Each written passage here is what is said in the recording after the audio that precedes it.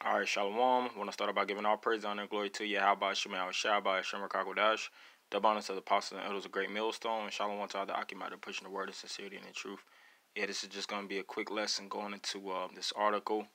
Um, Prophecy is unfolding. Obviously, this is more results that we're in the end times, and this war of Armageddon is brewing up. It's brewing up to the finale. It says UN officials say U.S. planning tactical assault on Iran as Trump sends more troops to Middle East. So Donald Trump is going to send more troops to the Middle East. Like they said, that's gonna be an assault on Iran. And of course, as we know, Iran has ties and connections with superpower countries such as Russia and China. So if Trump sends troops into that land, not only will they have to deal with Iranian, the Iranian military, but they have to deal with his allies also, which is going to be basically a battle of both worlds. You know, the world of the EU, NATO.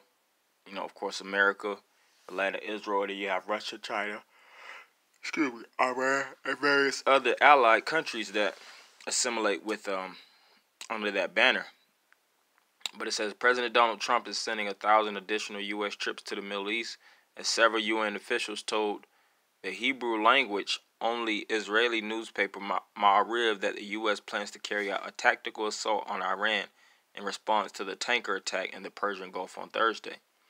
So it said the U.S. is sending 1,000 additional troops to the Middle East amid rising tensions between the U.S. and Iran.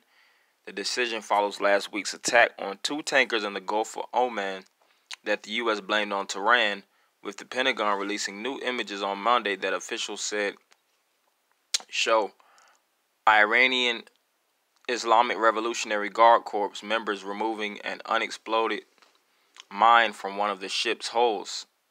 In response to a request from the U.S. Central Command for additional forces and with the advice of the chairman of the Joint Chiefs of Staff and in consultation with the White House, I have authorized approximately 1,000 additional troops for defensive purposes to address air, naval, and ground-based threats in the Middle East, acting Defense Secretary Patrick Shanahan said in a statement on Monday. Right, so as we know, that's a big thing. You know, that's very, very heavy in biblical prophecy. When you read Ezekiel 38th chapter, it speaks about Gog, Magog, and it speaks about Persia. All right. Persia is biblical word for Iran today, because Iran is a modernized term.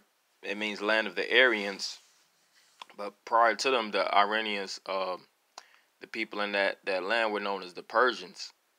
All right, and America, when they go into this war, that's going to be the kickstart of the World War III. You know, as a matter of fact, I'm gonna get that in Joel. So this is Joel 3:1 verse 2. I will also gather all nations and will bring them down into the valley of Jehoshaphat, which that word Jehoshaphat is Yahweh Shaphat. And where's the land of Yahweh Shaphat? That's in the Middle Eastern area.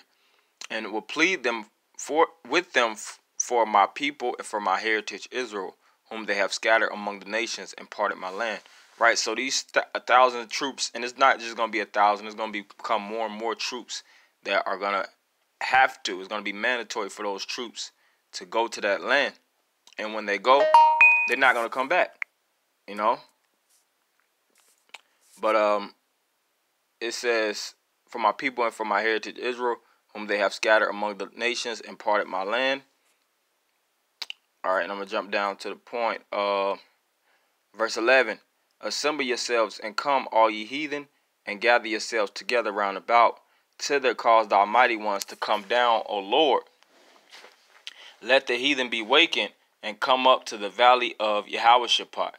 All right, so the heathens, which are the other nations, they're going to all assemble and fight in that Middle Eastern area.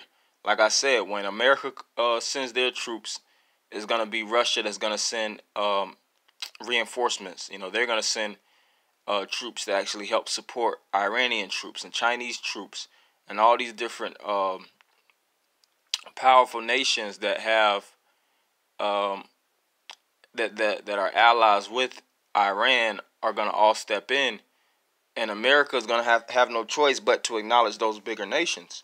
Because if you're dealing with Iran, then you have to deal with Russia too.